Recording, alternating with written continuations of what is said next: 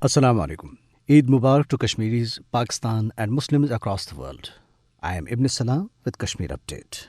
In Indian illegally occupied Jammu and Kashmir, people could not offer Eid prayers at big mosques today on Eid ul-Azha, one of the biggest Muslim festivals, due to continued military siege and restrictions imposed by the Indian authorities, particularly after August 5, 2019. The authorities restricted people from offering prayers in historical Jami Masjid, Dargah Hazrat Bal, Eidgahs and other big mosques by erecting barricades. All mosques and shrines, including Kashmir's largest Jamia Masjid Srinagar, were closed. Kashmiri Muslims were also unable to sacrifice bovines freely. Eid prayers were allowed only in small local mosques of the territory. Despite Eid celebrations all across the Muslim world, Indian occupational troops continued cordon and search operations in every nook and corner of Jammu and Kashmir, including Srinagar today. The troops barged into the houses and harassed inmates.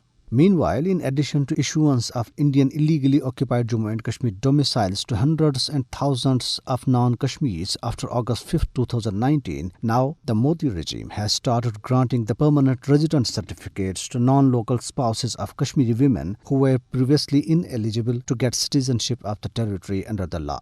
The move is seen by experts on Kashmir as an attempt to remove the remaining restrictions on outsiders to get domicile of the territory. All this, they added, is meant to change the demography of the Jammu and Kashmir and advance the Hindutva agenda in the territory.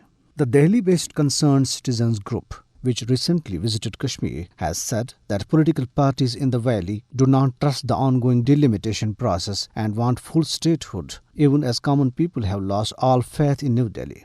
The group has 5 members that include former External Affairs Minister Yashwant Sinha, Sushobha Barwa, Wajahat Habibullah, Air Marshal retired Kapil Kak, and journalist Bharat Bhushan.